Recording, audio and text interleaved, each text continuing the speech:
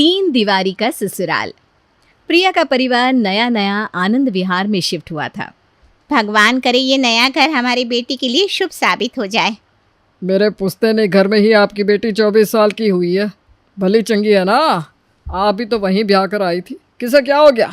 पर नहीं, ये उल जलूल लोगों की बातें मानकर आपको घर बदलना था। आ गए इस घर में। अब देखते हैं कौन सा लक लूट जाता है। मुझे तो यहाँ आते ही अलग सा लग रहा है मम्मी, लगता है कुछ अच्छा होने वाला है। हाँ बेटा, तेरे पापा को कहने दे, अच्छा तो होगा ही। पंडित जी ने बोला था जैसे ही प्रिया अपना जन्म स्थान छोड़ेगी बदलाव दिखने लगेगा। और मेनका ये कह रही होती है कि तभी दरवाजे पर दस्तक होती है। तो आप लोग आए हैं सोसाइटी में? मैं पास की सोसाइटी में रहती हूँ। आनंद विहार के लोग तो मेरे मायके वाले जैसे हैं। अंदर आइए ना आंटी जी। घर के अंदर कदम रखती ही बीनू कहती है, एसी नहीं है बेटा घर पर? अच्छा, अभी अभी शिफ्ट हुए हो ना। वो क्या है ना, मुझे बिना एसी के रहने की आदत ही नहीं है। मैं निकलती हूँ, बाहर कार खड़ी है मेरी। एक सोसाइटी से दूसरी सोसाइटी अब कार से आई है? बाबा, वैसे कौन सी कार है आपके पास आंटी जी? BMW की लोअर मॉडल है बेटा। वैसे और गाड़ियाँ भी है। आओ कभी हवेली पे, इसी बहाने मेरा घर भी देख लेना। ये कहकर बीनू चली जाती है। बीनू के जाते ही मुरारी कहता है, बीनू जी की घड़ी में डायमंड लगा था क्या? और नहीं तो क्या, कानों में प्लेटिनम के इयररिंग्स थे उनके। अब तो मानेंगे ना आप कि ये घर हमारे लिए शुभ है। अगर पड़ोसी इतने अमीर रहेंगे तो इन्हीं में से किसी के बेटे से हम अपनी प्रिया की शादी की बात चला सकते हैं, वरना वहाँ बैठे कहाँ मिलता इतने बड़े लोगों का कांटेक्ट। आपके पुश्तैनी घर के आसपास तो रेडी वालों के अलावा कोई रहता ही नहीं था। ठीक है बाबा, तुम जीती मैं हारा। पर इतने हाई स्टैंडर्ड के लोग हम लोगों को मुंह लगाएंगे? कुंडली में अगर राजयोग हो ना तो कुछ भी हो सकता है पापा। और धीरे धीरे प्रिया के पुराने घर का सारा सामान उसके नए घर में आ जाता है और वो अपने नए घर में अपनी नई लाइफ शुरू कर लेती है और नए कॉलेज में एडमिशन करवा लेती है। 1 महीने बाद ये लड़का सेट हो जाए ना तो लाइफ बन जाए।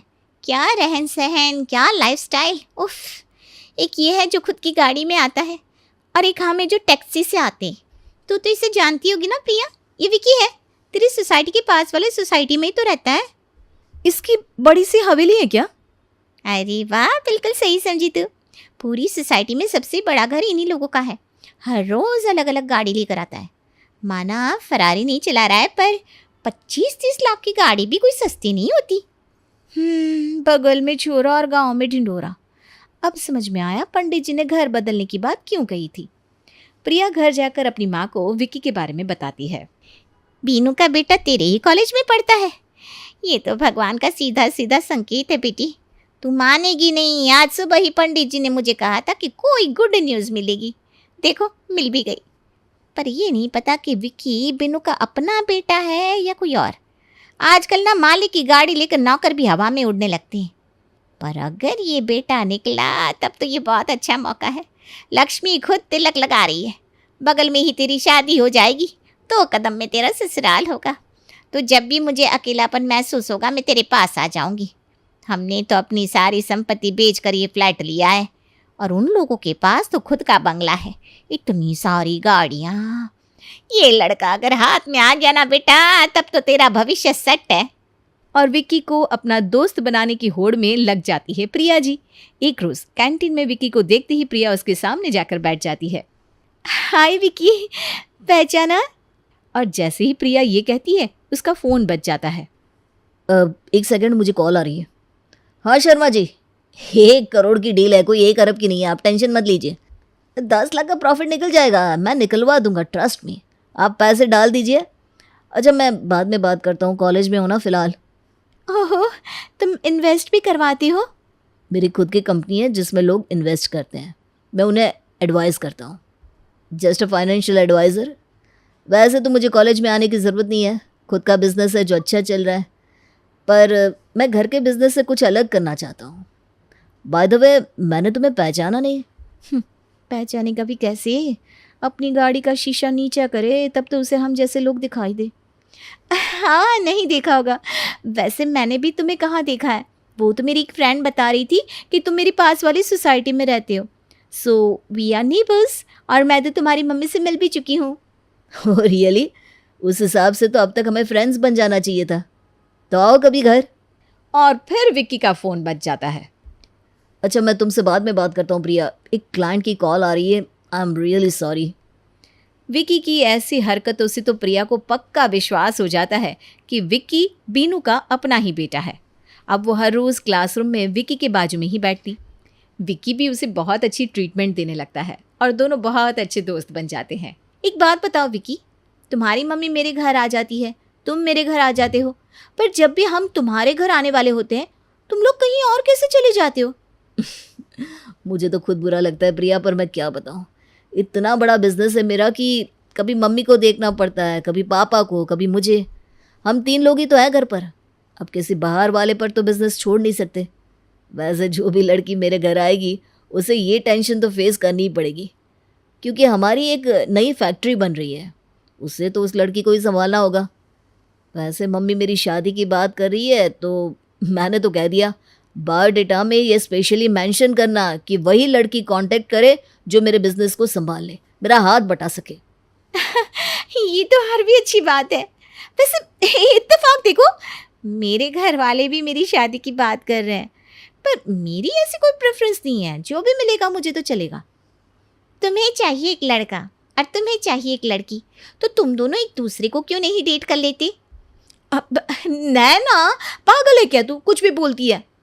No, she is right.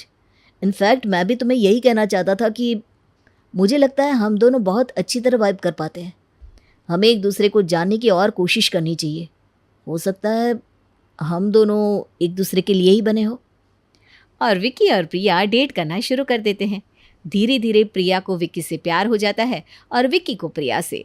एक रोज़ जब दोनों रेस्टोरेंट से खाकर बाहर निकल रहे थे, प्रिया कहती है, 1022, ये तो तुम्हारी गाड़ी है ना विकी? पर तुम्हारी गाड़ी में इस वक्त यहाँ कौन आया है? चलो ना मिलते हैं। अच्छा, तुम 2 मिनट वेट कर लो, मैं कार निकालता हूँ, फिर उस साइड चलेंगे और देखेंगे कौन है गाड़ी के अंदर। विक्की कार लेकर आता ही है कि प्रिया कहती है, जल्दी चलो ना विकी, तुम्हें पता है अभी मैंने क्या देखा? तुम्हारे पापा हाथ में एक बोर्ड लिए कार से बाहर निकल कर आए और सिग्नल पर सभी से चंदा लेने लगे। कहीं कोई बड़ी प्रॉब्लम तो नहीं हो गई ना तुम्हारी फैमिली में? Wait, what? क्या तुम भी कुछ भी कहती हो? पहली बात तो यहाँ हमारी कार है ही नहीं, तुमने कोई और गाड़ी देखी होगी। और मेरे पापा चंदा क्यों मांगेंगे? अभी अभी तो मेरी उनसे बात हुई है, वो तो शहर में है ही नहीं। अच्छा, तुम ये बताओ, जब तुमने देखा पापा को सिग्नल पर चंदा मांगते हुए, तो क्या तुम उनके पास गई? हाँ, इतनी धूप में मैं रोड क्रॉस करके उनकी तरफ गई।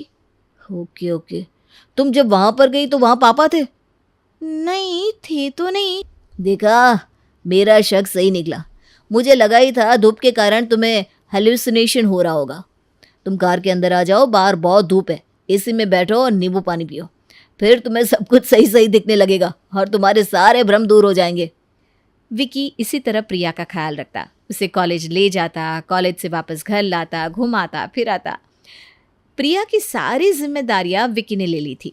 फिर एक दिन, I love you Priya, will you marry me? Yes. तुम्हें अंदाज़ा भी है मैं कितने दिनों से इस दिन का इंतज़ार कर रही थी कि कब तुम मुझे प्रपोज करोगे। I am so happy. Vicky के प्रपोज करने की देरी थी कि अगले ही दिन से प्रिया के घर वाले शादी की तैयारियां शुरू कर देते हैं। अब क्या कहेंगे आप प्रिया के पापा? मैं आंडू पांडू लोगों की सलाह मानती हूँ। इतना बड़ा घर कभी ढूंढ पाते आप? नहीं शीतल जी, मैं तो मान गया, ये घर तो शुभ है। और धूमधाम से प्रिया के घर वाले उसकी शादी विक्की से कर देते हैं। शादी के जोड़े में डोली में बैठी प्रिया अपने नए बंगले में जाने का इंतजार कर रही थी। जाना तो बाजू वाली सोसाइटी में ही है, तो इतना वक्त क्यों लगा रहे हैं ये लोग? तभी अपनी कार से उतरकर विक्की बाहर आता है और प्रिया की आंखों पर पट्टी बांध देता है। ओह सरप्राइज। चलो प्रिया अपने ससुराल। विक्की का हाथ पकड़े प्रिया आगे बढ़ती है और जैसे ही वो अपनी आंखों की पट्टी उतारती है, उसका सपना चूर चूर हो जाता है। प्रिया के पैरों ने एक बड़ी सी हवेली की दहलीज तो लांघी ही नहीं थी, ये तो एक छोटे से घर का एंट्रेंस था। हाय राम, ये किस झोपड़ी में आ गई मैं? ये सब क्या है विकी? ये कहाँ आ गए हम? मुझे तो लगता है कि मैं शहर से बाहर आ गई हूँ। ऐसा तो मैं अपने घर का पिछवाड़ा भी ना रखूँ। हम तो रखते हैं बहू, ये हमारे घर का पिछवाड़ा ही तो है, बैकयार्ड। हमने अपने बड़े से बंगले के पीछे ये छोटा सा प्लॉट बचा कर रखा था। जिसमें ही हमने ये 2 रूम का घर बनवा दिया। अच्छा, तो ये झोपड़ी हमारे बैकयार्ड की है, तब तो ठीक है। फार्मिंग करने हम यहाँ ज़रूर आया करेंगे विकी। मैं ना घबरा गई थी, मुझे लगा हमारा बंगला कहाँ चला गया। पापा जी, तो क्या आपके घर में पहले गृह प्रवेश बैकयार्ड से होता है, उसके बाद घर में? अच्छा कोई बात नहीं, पहले यहाँ गृह प्रवेश कर लेते हैं, फिर चलेंगे बंगले पर। बंगले पर नहीं जा सकते ना बहू। ऐसा क्यों मम्मी जी, बंगले पर क्यों नहीं जा सकते हम? वो हमारा बंगला है। हाँ बेटा, बंगला तो हमारा है पर किराए पर दिया हुआ है ना। व्हाट? क्या? कब? क्यों? ये कुछ 2 साल पहले दिया था किराए पर। वो क्या है ना प्रिया, जितना बड़ा घर उतनी ज़्यादा मेंटेनेंस, और हम ठहरे 3 लोग, तो क्यों बेकार में पैसे खर्च करने। दिन भर तो हम तीनों काम के सिलसिले में बाहर रहते हैं, रात को बस सोना ही तो होता है। ये क्या बात हुई? फिर तो सभी बिजनेसमैन को झोपड़ियों में ही शिफ्ट हो जाना चाहिए। कुछ लोग तो काम के कारण महीनों महीनों घर नहीं जाते, तो तुम्हारे हिसाब से तो उनको फुटपाथ पर ही सोना चाहिए ना। ऐसा क्यों करेंगे बेटा, फुटपाथ पर सोने की भी तो पैसे लगते हैं। बिजनेसमैन आदमी कभी खुद का नुकसान नहीं कर सकता। हाँ, कोई आश्रम जैसी जगह हो जो मुफ्त में शरण दे दे तो ठीक है, या किसी मंदिर के बाहर। हे भगवान, समझ में नहीं आ रहा, इस मुर्गे को मैंने फंसाया है या इस मुर्गे ने मुझे। एक मिनट, तुम तो रोज अपने बंगले के अंदर जाते थे, मैंने खुद देखा था। वो सब क्या था, दिखावा? तो अभी भी तो हम बंगले से ही होकर आए हैं बेबी। दुनिया को क्यों बताना अंदर की बात, यही तो बिजनेस माइंड है। हम बंगले के गेट से ही तो अंदर घुसते हैं और उसके पीछे वाले दरवाजे को खोलकर यहाँ आ जाते हैं, बैकयार्ड में। कभी कभी रेंटर्स इस बात से गुस्सा ज़रूर हो जाते, इसीलिए तो मैं तुम्हारे फैमिली को अपने घर पर आने नहीं देता था। ज़्यादा दिमाग ख़राब हुआ ना तो हम दूसरा रास्ता बनवा लेंगे, कोई दिक्कत थोड़ी ना है। वैसे भी तो इस घर की एक दीवार हमारा बंगला ही तो है। मतलब इस घर की खुद की 4 दीवारी भी नहीं है? ये कहाँ ले आए तुम विकी, मुझे 3 दीवारी के ससुराल में? अब जो हुआ सो हुआ बहू।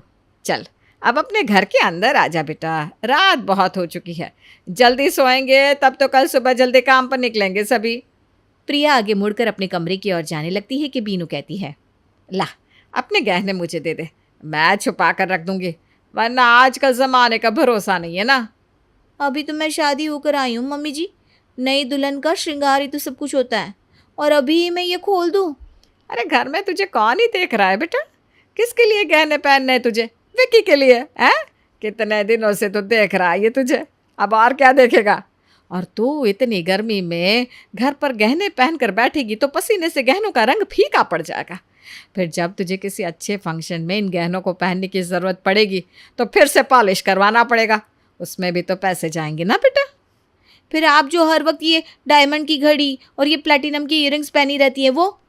अच्छा ये तो नकली है बेटा, ओरिजिनल तो मैं बैंक के लॉकर में ही रखती हूँ।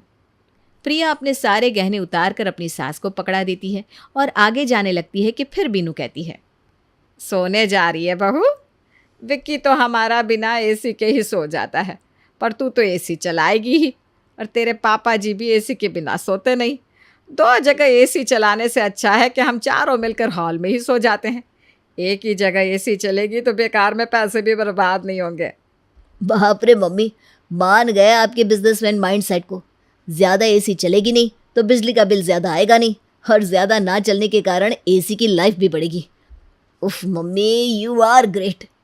हे भगवान, कहाँ फंस गई मैं।